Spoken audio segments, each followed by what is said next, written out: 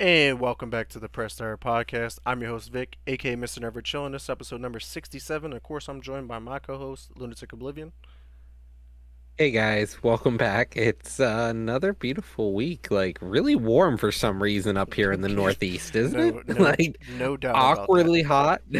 Like me and Lauren went for a walk. We're starting to do nature trails in November, and hmm we hit up um, drawing a blank Wildwood, sorry, up by Hack, and on this past Saturday, and we're like, it's really warm outside. Like this is not November. Like, Super hot. like Yeah, no, I walked out and I was like, damn, I'm glad I didn't put my motorcycle away for the season because it looks like I'm gonna be riding through November into December now.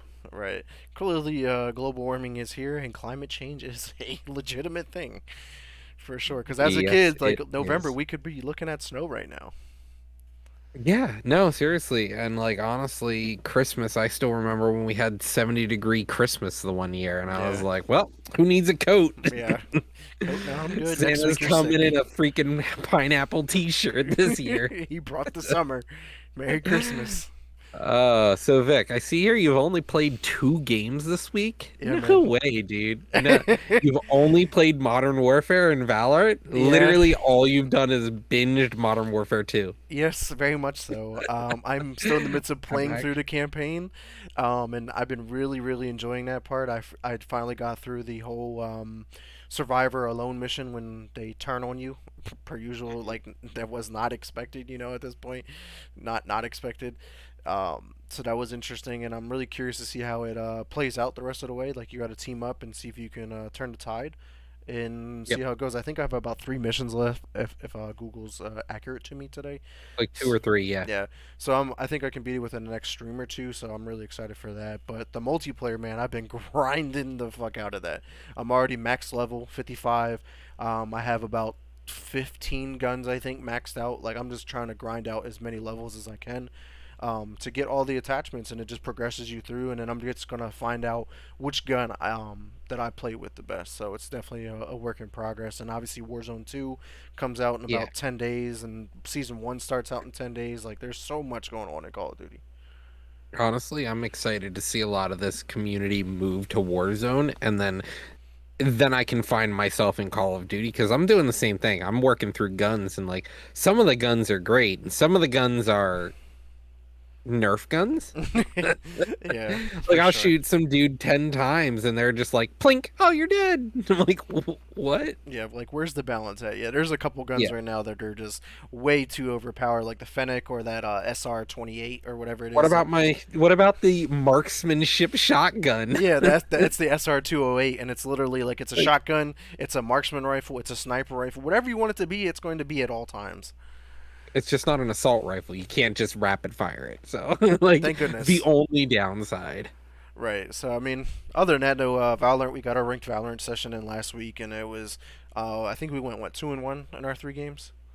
Yeah, 2 for 3. Yeah. So it wasn't too bad. Just didn't really progress that far in our progression through gold. Well, it's better at least. Like we both got about 10 points at least. So that's something.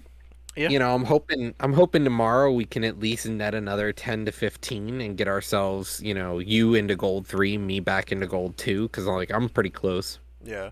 Yeah. That's definitely the plan for sure. And seeing the harbor for the first time too was interesting to say the Mhm. least. The ultimate can be avoided very easily. You just got to pay attention. It just doesn't allow you to camp, so you have to keep moving and it's really good I think for taking, fights that you may or may not want to take hmm without kit. It just gives you the clear distinct advantage whether it be holding a site or clearing a site. It just gives you that huge advantage to just sort of, I don't know where they are. Now I do. You Right. just watch as the water pops up underneath them. You're like, they're either going to go that way or that way. Right, and I really like Harbor's wall. Like that probably is by far the best wall in all of the game. It's an interesting wall. I won't say it's the best wall, but I'll definitely say it's good. I think just cutting It off certain doesn't. sight lines, like instead of it just being a straight wall like Viper, Mhm. it's and Phoenix's wall is only like yay big. Harbor's wall is insane, but like the angles and the cuts you can do with it is just like to get on site. The cutoff sites, not necessarily utility wise. Like Viper wall, it has that ability where like basic It's decay. reusable. Yeah, and it's reusable is interesting. And then I like Harbor's ability of that bubble that protects you if you need the post plant. Yeah. But we'll see how it turns out to see if it's meta or not. But I see. Obviously, I checked out your stream earlier today, and I was really excited to have this conversation with you because obviously I beat this game already, and I see that you struggled with the last mission. You said, "Tune in next week because this Yeah. ain't it." Metal I, Hellsinger. yeah, honestly, dude, first of all, I barely slept last night, and then I jump into this, and I'm like, this thing is just so much coming at you. Yeah. Like the music is a banger. Like I really genuinely just felt myself sitting there like, yeah, this is fucking awesome. Like I just like how it played. I think my biggest issue with the game is the fact that it playing it on mouse and keyboard is a lot more difficult, I think, than maybe playing it on controller would be. Okay. And why is that? Just because with the mouse, as I'm clicking down on the beat, I'm getting my whole hand involved in trying to keep the beat so I don't lose it. And when I'm doing that, I'm ending up moving the mouse across the screen so that I'm losing my tracking while I'm on something. And then I'm trying to focus on the stuff that's going on. Then I'm like, oh shit, I have to get my back onto this guy, and then I'm off the beat. And one of the parts that really got me is when you miss a shot on timing, you get a very distinct sound effect for each gun. And Mm. I started making a beat when I was missing, and then once my tempo dropped, I was going in between each beat, and then I made my own beat, and I'm like, well, now I'm stuck clicking off beat, Yeah, you, and you I you just definitely have like, to find yourself like stopping and then regathering yourself and like, yeah, all right, now I'm back on beat. Like I had to learn that. That was yep, definitely something that you had to and teach that yourself. I that just drove me nuts every time because like I felt myself doing that, and then I couldn't stop doing it Yeah. because I'm like I'm in the beat, right? And then I gotta say, there are two enemies that I genuinely hate in the game, and only because they're kind of silly how they work, is the guys with the shields. Yes, I hate them. They are the worst enemy ever because it's like your boomerangs fly straight into them and come back instead of looping them around behind them, and it's just like, Yeah. As you see, and when then I commented on your stream and I was like, I use yeah, the pistols most of the time and trying to kill those guys. Like you have to run to the right of them in a circle and keep catching their arm as you're going around and yep, like they'll like get stunned or whatever. And I'm just like, that shit was annoying. There was no it's way to do so it. annoying. There was no way to really get through him and kill him. Like you can use the like crossbow explosive weapon, but that for some reason barely did any damage to them as well. The crossbow was just such a weak and underpowered weapon, in my opinion. It just didn't feel good. I was like, this is garbage, and I'm done with this. Yeah. So, and after I found myself just like pistol is my boss weapon, the blades are like the boomerangs are my clearing weapon, and then the sword is just everything. Yeah. Like I see you I use the found sword a myself lot. it's just I can't use anything but it feels like. It just works so much better for me. Yeah. But like there are a lot of enemies that are just like you're not allowed to use the sword and it's like okay, All right, step all back. right. Let me use the Step gun. back. The shotgun's Yeah. interesting. It just has a very, very, very slow firing rate. And I don't like that almost every enemy in the game has a self implosion and they use it as soon as you get close to them and you're like, why does every enemy need one? Like literally it's Angel, it is the guys that are tied to like Oh the bone yeah, racks or whatever yeah, that summon the minions. So it's Angels, the minion guys who have the explosion dudes. You have the little guys with shields. They have a self circle that they drop on the ground beneath them. Then the flame dudes, and then the bugs are on you with the spit, and they're like yeah, perfect. And it's yeah, like, yeah. But what's your overall take of the game though? Like, minus all it any of the is gripes. unique. It is a unique game that I don't say is it's not bad. It's just difficult. It Yeah, is definitely a well thought out and played game. I like the music is well done. I like that the music is very it's really well like it ties the game together so well. I think there are some issues I noticed where like the tracks will change a little bit mid-level and then the tempo changes. Yeah. Because like I had a tempo, and then the second half of the level, I'm like, the tempo changed. I feel like the tempo changed, Yeah. and I'm pretty sure it does. And then like the final boss, I think the difficulty curve on some of the bosses was like, okay, this is good, the gradual incline, and then you hit a certain point, and the boss difficulty is just it plateaus, and you're like, How the fuck you do this? okay. Like the duplication boss was annoying, but Yeah. like I got it there on the second try. The final boss, I think, is a little obnoxious with its, the just the girth of ability that it throws at you constantly. Yeah. It It, just it becomes a little too bullet helly at times, and it's like, okay, even dodging, even if you dodge correctly, you can still run into stuff. You're not invulnerable. yeah. I noticed that you So, didn't use the dash ability that often, and that was oh, something I that I used it used a ton. frequently. I was using it all the time. That Interesting. was the problem.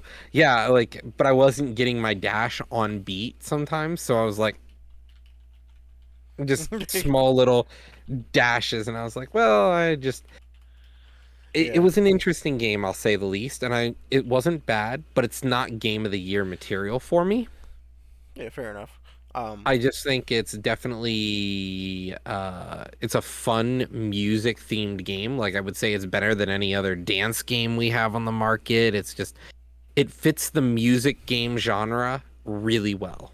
Yeah, for sure. And as you can see, I just dropped my link in for my review of this. I did give this an 8 out of 10.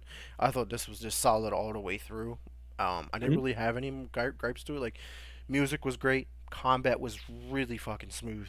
Yeah, The difficulty was probably one of its weakest points because it did hit that like you're like, all right, cool, I'm going good, and then next you know you're like, well, this shit's impossible, and I kept dying over and yeah. over and over until you figure out the rhythm behind it, and then it made sense, a little bit more sense to that.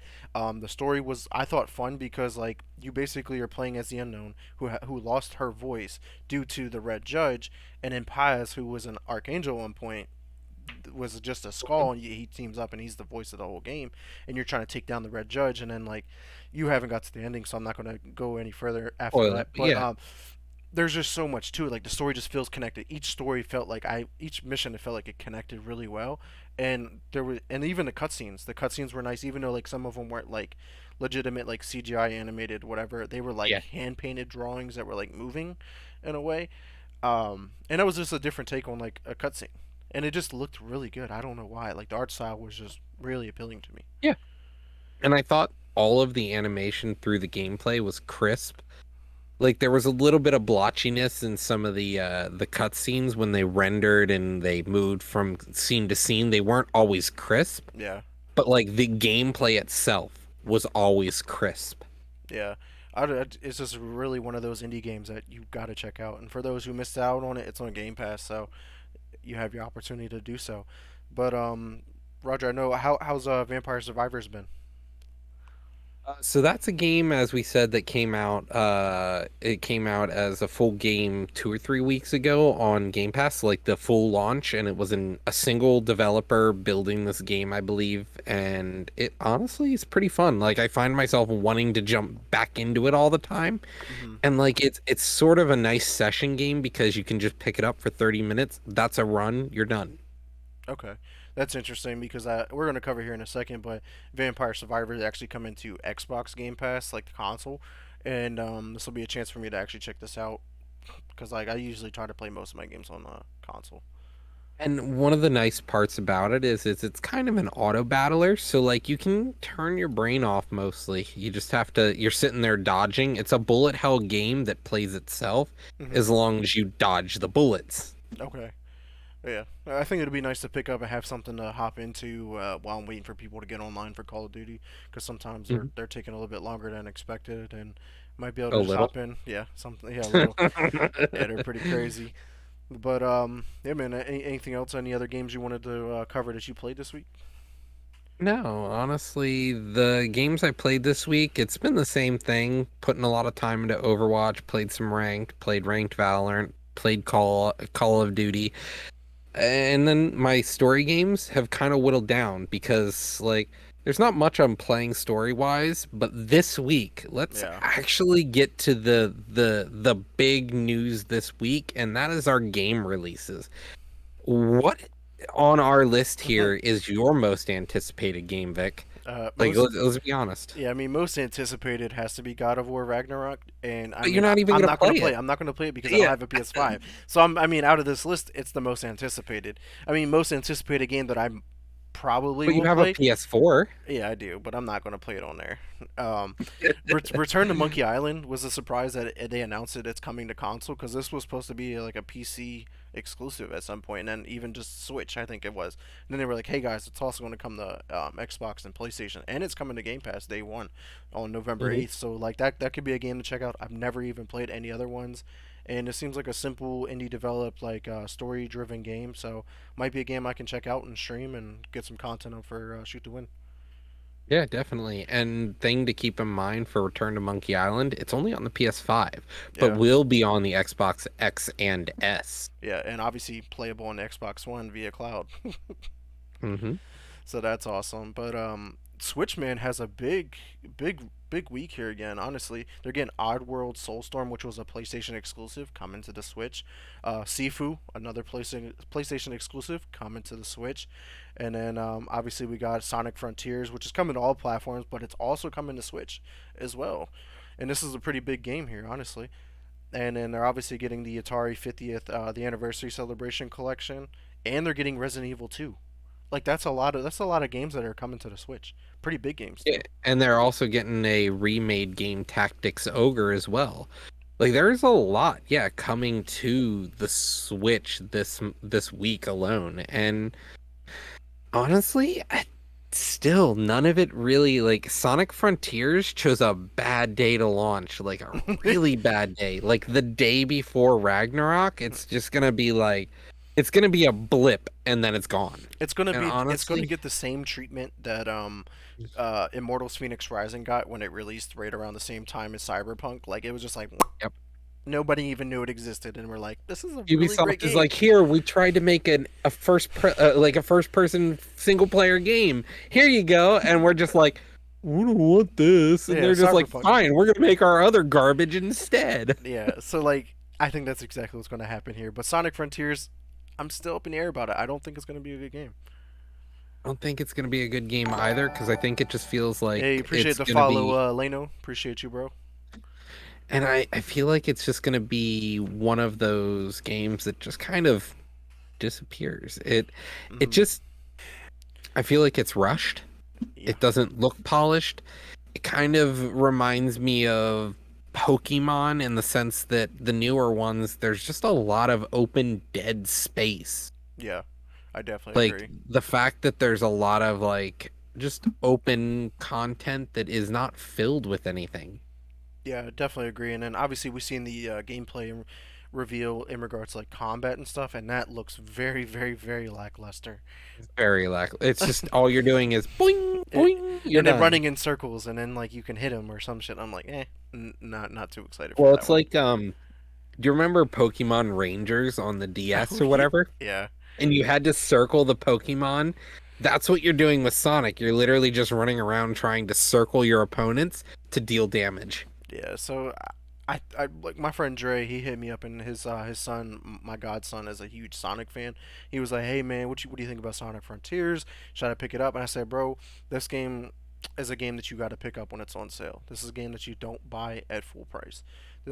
Even if you're a big Sonic fan, this is not a game that you pick up at full price. I'm sorry." And honestly, and who knows, maybe we'll be blown away, but like it's a risky pick for this week, honestly. And God of War Ragnarok is Yeah. just the day after it. Like it's And if I those hate to reviews keep that we're harping on getting, it. yeah, with those reviews already coming out for God of War Ragnarok, none of these games on this list, or even therefore most of the year, are going to compete with this. The closest is going to be Elden Ring. Yeah, honestly, we're watching the contender. Like, we're getting ready to watch Rocky happen here. Like, the Right. big match is starting on the 9th this week, and I'm excited. I know me and Jordan are both ready to pick this up, and it's I just hope it's amazing. I hope Right. it is as good as it's supposed to be. Hey, welcome to the JD. Hopefully you stick around and listen up for our Overwatch news here in a little bit. But yeah, man, that's pretty much it on the game releases. I do. There's one more I wanted to mention was the Football Manager 2023. I know certain parts of the gaming industry are really hype, for sure. Yeah, Spooky Crew Dark Tide hype is real, but that's not coming out this week. That's the end of the month, the 30th. So we'll definitely cover that here in a couple of weeks. You're really excited for that one, but I'm probably gonna have to wait until it comes out on console because I And want to. honestly, Dark Tide, it is one of those games. As long as it holds together well, I think it will definitely challenge the other games. But Dark Tide, if the gameplay has any issues, like any repetitiveness, I think it's just gonna fall apart when it comes to God of War. And like honestly, God of War is just one of the greatest games we had in recent times for single player stories. Oh yeah, yeah, easily. And just Easily. to see the revive of that franchise too, from the PS2 days to where it's at now, is just night and day difference. Like God of War was good back in the day, but like it's on a whole different level now.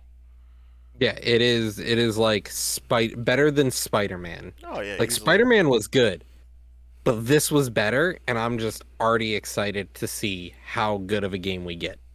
Right, for sure. But yeah, man. Let's move on to our industry news here.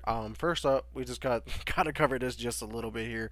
We're all following the whole Twitter news with Elon Musk taking over and all the crazy outlandish stuff that's going on. But just one thing I wanted to highlight in the realm of gaming is one of the prolific gaming news accounts, Nibble, has quit Twitter over this.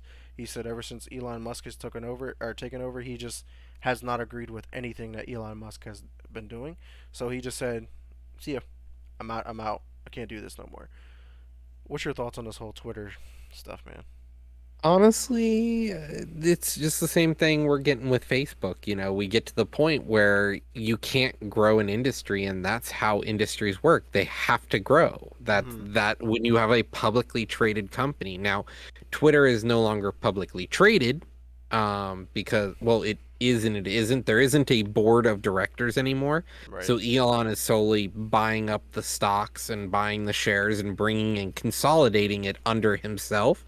The next biggest, owner of Twitter is the Saudi prince, and Mm-hmm. we're just gonna see this. You can't keep growing, but he still has to pay for stuff. And I think the issue at hand is Twitter did a better job before he took over, because now his way of trying to pay the bills is going to be Charging the he consumer. with the check mark is a Yeah. little silly, and most people are like, I'm not gonna pay for that.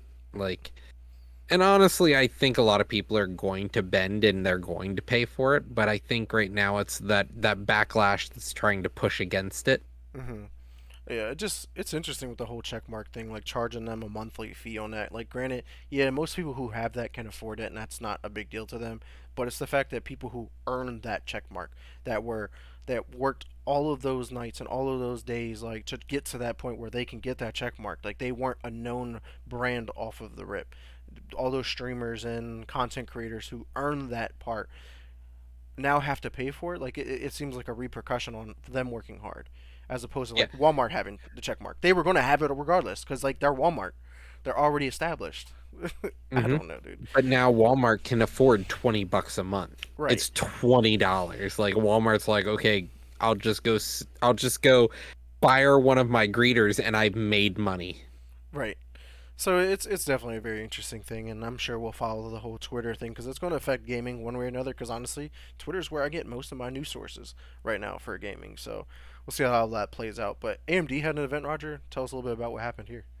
So we got the new AMD graphics card that's supposed to compete with the 40 series. We've got the Radeon RX 7000 GPUs. We've got the 79 XTX. It's going to be $999 MSRP. We're looking at 24 gigs of DDR6, graphic DDR6. It's Mm-hmm. going to be about 350 watts of power, and it's 96 unified RDNA 3 computing units, and we've got a 2.3 gigahertz game clock. It's about almost 1.75, 1.7 times faster than their previous card. Now, if you get just the RX 7900 XT, which is $100 cheaper, you're getting about 12 unified units less of power. The clock speed is lower, and you lose 4 gigabytes of DDR6 RAM. which is actually quite a big drop if we look at it. Like when we're talking about you're going from 24 to 20, Hmm. that's more than a 10% drop in power Yeah. for only a 10% drop in price. So you're actually going to get more for the XTX than you will with the XT. But it uses a new architecture, so maybe you might not need it because it's just gonna run just everything you want without using its the full capability. Hmm. We will see these cards drop on the 13th of December. Yeah, and this is interesting though that they announced the new RDNA 3 architecture because they were boasting how powerful the RDNA 2 architecture is, and that's what the new Xboxes run on. And actually, I think the PlayStation also runs on it. And I'm wondering if there's a way to, I don't know if there's any way to upgrade that or any updates that are going to come with RDNA 2 that can um, use certain features in regards to this, but it'll be interesting to see. But yeah, I think in value wise between the two cards, it only makes sense to go with the more expensive card. Like I feel If like you're the gonna value get there. one, like, if you're already getting a graphics card, you might as well get the bigger one because you're actually going to get more per dollar than you will if you get the lower model. Right, and I can understand if there was a bigger price difference between the two, but $100, like if I'm already spending 900 or 1,000, an extra $100 at that point is not going to matter. But Yeah. And we're also looking at this more units of a better architecture as well for the AMD cards. yeah, which is important though, honestly. If I mean if it's anything to like what Xbox likes to boast on, they're like it has like 1.8 trillion teraflops of power or whatever, and you're just like, oh, it sounds like a lot. Sounds like a lot. Thank you for throwing big words at me. They mean something. But yeah, that's pretty cool to see AMD finally coming out with their new cards to compete with the 40 series, which we've been covering over the past couple of weeks, and here we are with AMD. The 40 series is just such a nightmare, honestly. The fact that they're melting inside of computer cases and literally the 4090 is the size of a PS5. Yeah, it's Is the insane. same size as a PS5. I don't think it's the same size as the PS5. I think they said it's the same size as the Xbox Series S, is in size It's comparison. it's pretty close to the PS5. Side by side, they're almost the same height. That's insane. Yeah, Moving on here though in our industry news, Embracer Group, which they just went on that big spending spree and they're already shutting down one of the studios that they have recently bought called Onoma, which was formerly known as Square Enix Montreal. Which they're shutting it down, but they're really just transitioning all of their resources to another developer that they own. Um, and they're just they're not being firing. yeah, they're transferring all of their employees basically over to Eidos Montreal, which is in the general location of the other studio anyway. So it just makes sense to put all consolidate, and it'll help out with costs and whatnot. So overall, this isn't really bad news, and I'm really surprised we're not seeing any bad news from this. But this is good. Yeah, honestly, what this is all of their sort of mobile development team just being folded in with another group. Yeah, so it's nothing too crazy from a business point and from a consumer or even employee point. Like this is all the way around. Seems like a good decision. But Definitely. last up here though in our industry news, Roger, PlayStation had a new announcement that came out this week. Yeah. So we've been kind of watching The Last of Us TV show for a little bit here, trying to figure out when it's coming out, things about it. We finally got the premiere date for HBO. It's going to be on the 15th of January next year. Very So it's right cool. around the corner. Yeah, It's less than 2 months away now. yeah, I'm Or, excited. sorry, a little over 2 months. I'm definitely excited to check it out just because like it's a game that I want to play. I'm just again waiting until I get a PS5 to check out these games because I want to play it at the highest best fidelity that I personally can, and then just to having like a corresponding TV show and then be able to compare the stories. Mhm. And of course, it's played by a really good actor too, Pedro Pascal, who also plays the Mandalorian. Which is interesting enough is that he is The Last of Us coming out in January, and then the Mandalorian season 3 comes out in February, back to back. Check. Spooky crew on a whole nother level here. Oh man, that is some hardcore fan service right there. For sure. But that's all of our industry news this week. Not too much going on, but let's dive into our meat of our episodes here with our gaming news. I'll start it off here with EA announcing that they have a 3 game deal with Marvel's Studios, starting with the Iron Man game that we talked about last week. And hopefully EA does not drop the ball on this one, because the last time they signed a big deal, and that was with Star Wars, we got pretty bad Star Wars games. I'm not gonna lie, they had a 10-year deal and we got pretty shitty content, except for Jedi Fallen Order. Yeah, so honestly, I hope EA does a good job, but then again, I'm kind of expecting them to give us what we get from EA. We're Yeah, gonna right. get that Battlefront style gameplay maybe in one of their games, or we're gonna get a cheap knockoff of an early 2008 game or something silly like that. Right. Yeah, hopefully we get something good here. I mean, starting off with Iron Man, like, this got to be the easiest concept in my eyes. Like, you already have the foundation laid out with Anthem, more or less, even though Anthem was a pretty big flop. But the assets and the resources and just the overall developer abilities are there. It's just whether you put together a good story or not. Yeah, they already have the ability to fly around with mech suits. Why not just take it a little bit, tweak it a little bit? Now you got a new game without microtransactions or horrible launches. Right, exactly. So we'll see how that goes. But Roger, I know Square Enix, another company, had an announcement here this week. Yeah, pretty shameful announcement if you ask me. Square Enix is like always late to the game, and they're definitely late and with really bad launch. They're announcing a playable NFT collectible art experience called Symbiogenesis. Yeah, Yeah, collectible NFT art experience. They didn't call it a game, they called it an experience. right. It's just like the whole the Matrix experience that came out when they were showcasing what the Unreal Engine 5 can do, but like it was a Yeah. game, but it was an experience where you couldn't hmm tell if it was a game or if it was a movie. Yeah. I just it's a little silly. Yeah, I mean, remember when we talked about it? Like Sega announced their NFT game or whatever they were coming out with, and now this is just Square Enix's take on it. But NFTs, man, are just a gimmick. That's all it is. They're a gimmick. Th- Exactly. I saw an advertisement for NFTs the other day and I was like, holy shit, we're still going with this. I thought they died the other week with the monkeys. Jesus. Right. Um, but in other gaming news, though, Amazon did announce their announcement for the month.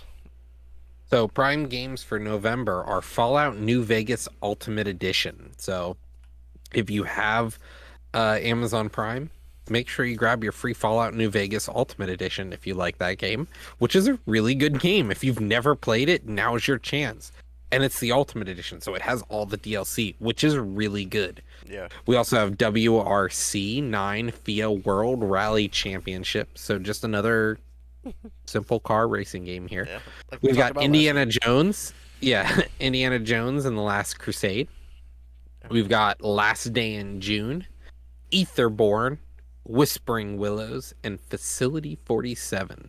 So really the only one I think is honestly of note is Fallout New Vegas. Yeah. Awesome that they're giving you the Ultimate Edition too. Right. It's not just the base game, so it comes with all the DLC and all the add-ons and stuff. It's one of the games that I missed out. It's on my backlog, and I'm hoping and praying that I'll get a next-gen upgrade to this game. I mean, we just seen that Fallout 4 got it. Maybe I'll get a New Vegas version. Nah, it's too old. I don't think you're gonna get a next gen update for this. You'll probably get something else. Yeah. And yeah, Spooky Crew can't say enough good things about Vegas. It's a really good game. If you haven't played it, pick it up now and play it. Well, it's on Game Pass, so I can definitely check it out on my Xbox for free. So that's always good. Next up, we've got an announcement from the developers of Myst. Myst Studio announces that Riven is getting a remake from the ground up. It is the 25th anniversary of one of the biggest cult classic computer games, one of the best-selling PC titles of all time. They're gonna be doing a remake for it for its 25th anniversary, which is pretty cool. Yeah, I mean, this game's been out for a very long time, and I don't even know much about it. So maybe I can hop in and give it a go when it does release. Well, it is the sequel to Myst, Hmm. which is kind of a exploration, puzzle, sci-fi story game. It is a very casual, calm experience. It's point and click. So, Hmm. um, it's classic PC games. Yeah. You can hook me up with a mod list. I'm eager to see what that's about. Fallout's always been known for their mods, even on Fallout 4. I mean, the base game needs no mods. It's amazing without them. No doubt about that. Next up, we've got Disney Dreamlight Valley news. For those who like Disney Dreamlight Valley, the latest update improves the performance on Xbox. It also fixed many bugs and toggle added to remove shaking and flashing effects for those epilepsy people. Yeah, and that's actually nice. Like a lot of games don't typically have this as a accessibility feature, and it makes sense to remove it. Like when it starts up, like you should have that option to like, all right, turn it off immediately so they don't get hit with any crazy stuff Mhm. off the jump. That would suck. They have to put the warning up, but then you're like, I'll be fine. Oh God. No. Oh, my eye. Vic, what's going on in Fortnite? Interesting enough, they got some more Star Wars crossover content. They are now officially getting Luke, Leia, and Han. They all are in the game now, officially playable, and they are like their versions from the original trilogy. So from A New Hope, Empire Strikes Back, and Return of the Jedi. And it's been pretty cool. I've been seeing a lot of content on TikTok, even of 'cause Darth Vader like roams the map on certain parts of it, and like someone will run up there with Luke, and then they'll play like some of the voiceover lines and make some pretty cool content. So it's awesome to see all the rest of the characters come. Yeah, definitely. Next up, we've got news for Overwatch. So many of you already know May has been removed from the game due to bugs. She could break game boundaries, get people out of the map, and also her wall was useless because people could walk up it. It's like this, and people walk up it like that. Oh Jesus!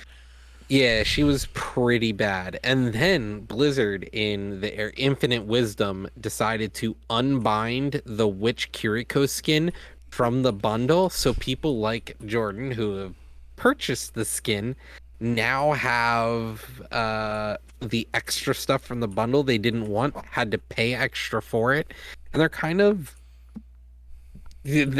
up shit creek without a paddle, really. Yeah, it's just So another bad kind move. of bad moves in general. We've had a rough launch and it continues to stay bumpy and rocky. The game feels good, the game's fun to play, but it's just real bad decisions. It's And like then last who but who not like least, who's sitting there making these decisions? You're like, we're gonna charge more for a definitely digital item than the physical version, and then we're gonna create Jeff a bundle Kaplan that is nobody gone. wants.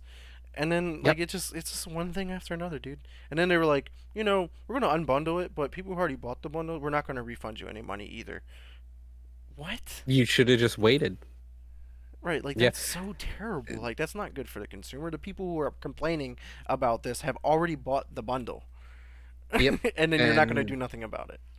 oh yeah, we already have their money. There's no reason to do anything about it. Talking about the things that are changing in Champions, there's a new hero, Ramatra, coming in December. The developer said it is the first character with two forms, forgetting that they have Bastion currently in the game. Oh, jeez. They're like, this character has two unique and distinct forms to play as. And I was like, well, Bastion's yeah, messed up. Winston's alt does transform him and change his kit. That is true. I literally can't refute that. You're right. Bastion, Winston, they both transform and their attacks change drastically. Yeah. And so we've got a new hero who maybe they don't have a time change, a timed form change, Hmm. but we're going to see an interesting character that is a divey shield hero. So they can they have a form for jumping in on the opponents and a form for holding the line. Okay. And you said this the Remacha comes out in December. Mhm. With the new battle pass. Exciting. Hopefully they don't fuck And he's that up. still at level 55. So if you play for free, 55 levels of battle pass you need to be able to unlock him. If you pay for the battle pass, you get him instantly again. That's epic. That sounds nice. Yep. Blizzard. Activision Blizzard, my friend. Tell us about the other part of Activision Blizzard, though. I mean, it seems like they're doing really well. I mean, it's the biggest launch ever. They reported that launch night, basically, they earned over $800 million, and it beat out the previous record, which was owned by Modern Warfare 3 from back in the day. So here we are. I'm wondering if that also did they account for like there's a price increase, like the base version is $70 as opposed to 60 as well, and most people are probably buying the $100 edition when there wasn't a $100 edition during Modern Warfare 3. It was like base version, collector's edition was basically what that was. Um, so that was interesting enough. But one negative thing that came out of all of this that in the Call of Duty news was the composer of Modern Warfare 2 has left due to a challenging work dynamic with the audio director, and it's just like here we go with the toxic work environments. Can we get that under control? Probably not. But there she goes, and honestly, the music wasn't that great to begin with, and I think we all miss Hans Zimmer from the original Modern Warfare 2. Bring him back, that'd be great. Another issue, though, that happened during the first week of the game was they disabled the weapon tuning that you unlocked after maxing out a weapon due to it crashing your game. If you tuned your gun, it was crashing the game. So that was fun. So they removed that. I think it is officially back now, and they fixed it, and it's working just fine. But they another thing that Call of Duty, aka Activision Blizzard, is getting themselves into another lawsuit more or less here, is that they may remove the Amsterdam hotel map due to the in real life location. Not happy with the unwanted involvement. They already had to remove the museum map that was in the beta due to this, and the Grand Prix map that they had in the game had to be renamed to Crown Raceway, and that's actually under investigation as well. So we may lose a total of 3 maps already here at launch with already a quite short list of It's maps. crazy that they steal concept art for a Call of Duty skin from a community creator, Hmm. and then they start stealing copyrighted material in the real world, and they just don't pay anyone anything. Yeah, it's just who is in their legal department? Like, is there nobody there? Is it just a ghost town at this point? The same people who fondle women for free. Yeah, that sounds about right. Yeah, They're just like, we're just gonna do whatever we want. We make billions of dollars. We don't care. I'm right by the pussy. We're gonna sue you. Shit! I didn't realize that was a thing. In hindsight, though, there was some more news that came out that we are getting new game modes. Hopefully, in season 1, we're getting reinforce, drop zone, gun game, which is really fun. That's where you rotate through the game, through the Yep. guns per kill. So that's always been fun to play. Infected, which is a just a cult classic that everybody loves to play. Uplink is coming back. Cranked, which is a lot of fun. It's like team deathmatch, but when you get a kill, you now have a 30-second timer to get another kill. Because if you don't, you are blowing up. So you better go get that next kill, and you better be running around, and you get like increased movement and stuff like that, and some extra perks. So it's definitely been a fun game mode. You're also getting cyber attack, team defender, and grind. Some of these are all like game modes from previous Call of Duties that they're just meshing into one and seeing which ones are going to be hits. And I think honestly, this is one of the coolest things about it is you can choose the game modes you want to play, and Yeah, you can build your own playlist. And I think that's one of the coolest features of this game. And the list, it looks so, when you're looking at the loadout of what your list is in the actual lobby before the game starts, it looks so barren. Like, oh, yeah, there's only 4 game modes I might want to play out of 9. Why is there space for like 30? This is why. yeah. They're adding a bunch of them. So, and then I'm really excited for that. But overall, Modern Warfare 2 has been doing really well. They've fixed a lot of the bugs. Obviously, we had that issue with partying up and playing in a party that was crashing. That's been fixed. We really haven't been having any issues, honestly, Hmm. with it. Just some guns that need to be nerfed. That's about it. Um, But next up here in regards to games is High on Life, which is that game made by like the Rick and Morty creators. Should they did announce that the main game should take about 10 to 12 hours to beat, with about 20 to 25 hours if you're looking to do everything. And again, this is a game that is coming to Game Pass day 1, and it is releasing next month. So we got about a month, or is it this month? No, it's next month.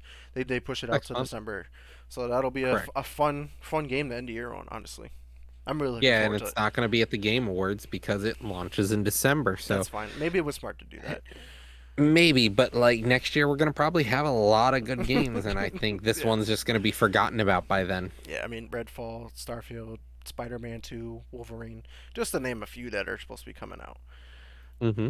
But on to some other Xbox news here is Age of Mythology Retold was also announced. This came a little bit after we talked about the Age of Empires 2 reimagine or whatever, and Age of Empires 4 coming to console. They are also remaking Age of Mythology, which was just a different take on those games, where this was like the mythologies from like Greek and the Egyptian mythology and stuff like that. So, are you excited for that game, Roger, at all? Did you play the original?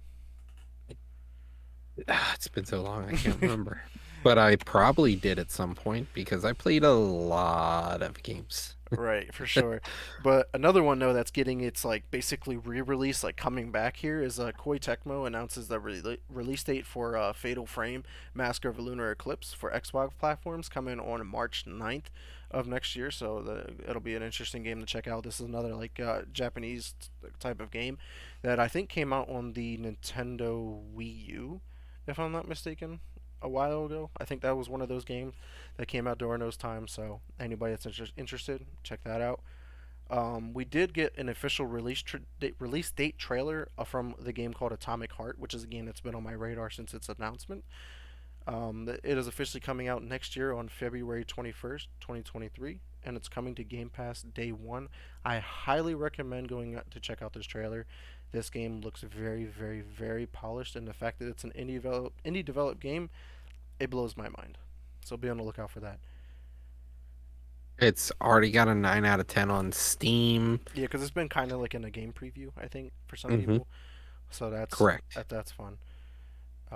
Next up here, got a couple more things here in the Xbox news. Is Xbox is still taking a $100 to $200 loss for every Xbox Series S and X that is sold. And the fact that they have were like, we're not going to raise our prices on our consoles. Just goes to It's show like they're legitimate being honest with them. Like they don't care Well, about the they're console. going to later, or they're Maybe. going to raise prices on something. Yeah, they're But definitely going to raise the yes, prices on something, but as of right now, they're not. So that's always good. Um, but during, I guess there was a game event over in Paris that completely just went over underneath everybody's radar. But Xbox was there and they did announce that Dune Spice Wars is coming to Game Pass here soon. There's no date, but soon. Usually, when they announce something like that, means it's like within a month or two. And that's one of soon, that. That's TM. like that's the 4X strategy game set in the Dune universe. So this is the game that I talked about that I've never played a 4X game, and this might be my chance to check it out in a franchise It that I'm looks really interested in. good. Like the early access has gotten so much attention, Hmm. and it just like it's not even multiplayer yet, which is what you typically want out of these games, and it just looks good. I'm excited to try it. Yeah, for sure. And then next up, though, in our official Xbox Game Pass editions coming this November, we got The Legend of T Ending, which is coming to all platforms. It's already out now. Walking Dead: New Frontiers coming to PC. It's already out now. The Walking Dead Michonne Complete Season coming to PC. Already out now. Ghost Song coming to all platforms is also out now. These next ones here are coming out here either the 8th, 10th, or the 15th. We got Football Manager 2023, which we talked about earlier. It is also coming to all platforms Game Pass day 1 on the 8th. Also Return to Monkey Island, also mentioned coming to all platforms on the 8th. Vampire Survivor, I mentioned this earlier. This is coming to consoles, Xbox Game Pass version on the 10th. So this will give me a chance to check out this game finally. I'm hearing really great things, and a lot of people are actually putting this into the Game of the Year talks, which is crazy for such a small type of game, small-minded game. I don't Next think up, it'll win Game of the Year, but it definitely is going to win a category. yeah, I definitely agree. But we got two big games here, man, that are I think are going to kind of go under the radar, but I hope people don't miss out on. Is first off, Pentiment coming on the 15th to all platforms. This is a game made by from Obsidian Entertainment. It's like an RPG, and it's getting a lot of positivity with its upcoming release. And it's one of those side projects that they kind of did, kind of like Grounded. And this is just another game that they tried. And then last but not least here, also coming out on the 15th, we kind of touched on this before, is Somerville, coming to console and PC Game Pass on the 15th. This is that indie developed game from ex-developers from Limbo and Inside from Playdead Studios. So this is a game that I've been following since its announcement. I'm really excited for this one. Of course, without our additions, we also got to have some departures with Game Pass. And nothing to be upset about. Maybe one of them here, I think. But leaving on November 8th, Football Manager 2022 is leaving. Makes sense. We're getting 2023 being added, so take the old one out, replace it with the new one. But on the 15th, we're losing Art of Rally, Fey Tactics, Next Space Rebel, One Step from Eden, Superland, and Subnautica.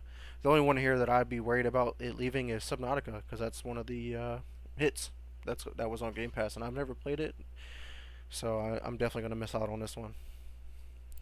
That's Yeah, everything. honestly, it's a really, really good game, and if you haven't played Subnautica, you should definitely check it out before next Tuesday because once it's gone, it's still worth the money on Steam, but why pay for it if you can get it for free? Exactly. But that's all the Xbox news I got this week. Roger, if you want to finish up our gaming news segment with some news from PlayStation. Yeah, so PlayStation blames their 2 million subscriber loss to people wanting to touch grass, I guess. PlayStation blamed people for going outdoors as a reason why they lost 2 million subscribers since the revamp of PlayStation Network. No, that's not why. We all know that that is the most bullshit answer you could give for people leaving the PlayStation subscription. There's no reason to have that PlayStation subscription. Yeah. If I don't get your hardcore best games day one, I don't want it. Yeah. And the Stars program, just so much backlash there. There are just a lot of bad PR moves, and they're just not able to compete in the space right now. The space is owned by Microsoft, and they're only inhabiting it. Exactly. So, PlayStation, get your shit together. Next up, they shipped 25 million units of the PS5 so far, so which That's a that's lot, pretty yeah. good.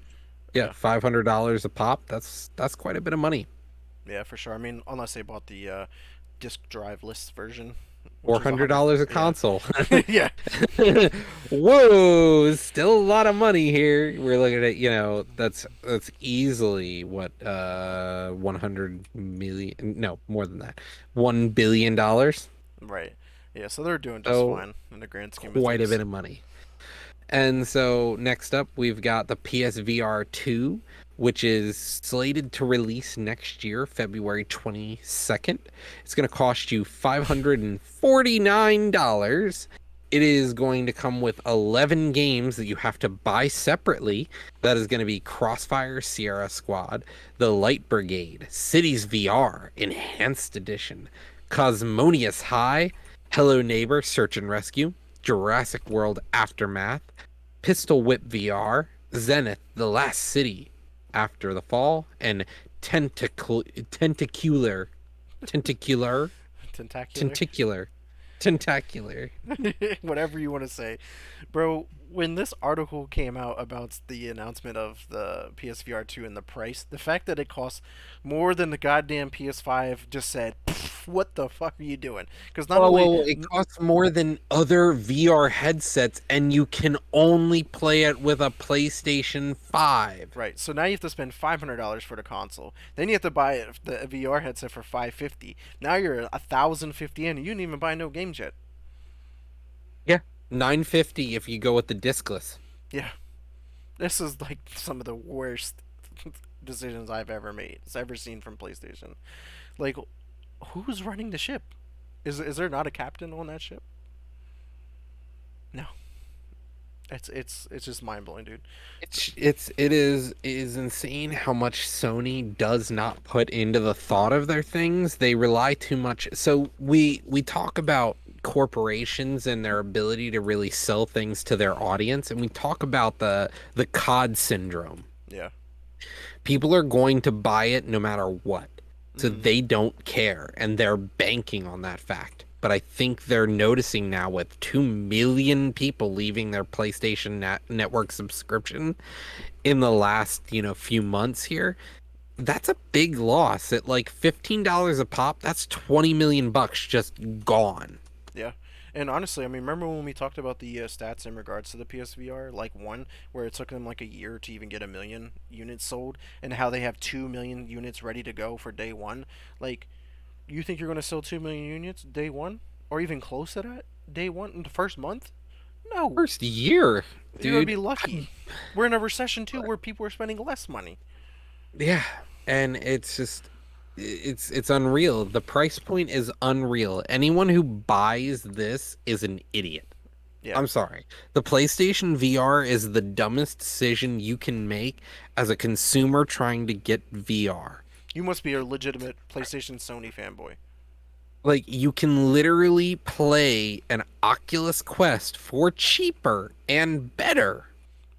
without having a supportive rig. You can play that alone. Yeah, you can play it with your phone. That's it. Well, even without your phone, you can play it, but you can still play with your phone. And you can load things and use it to control it, and then you can share your gameplay with everyone around you.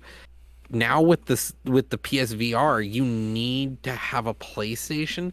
Like that's insane. You could literally buy an Oculus Quest for cheaper, put that money into buying a computer and build a gaming rig that can handle VR for like $400 more than the PlayStation setup. Yeah, that's just mind blowing. And there are free VR games on computer. I mean, don't get me wrong. I guess PlayStation should have some good ones here with the PSVR 2, with the Resident Evil Village VR, the other Resident Evil games, and then you got the Horizon Call of the Mountain that's supposed to be coming.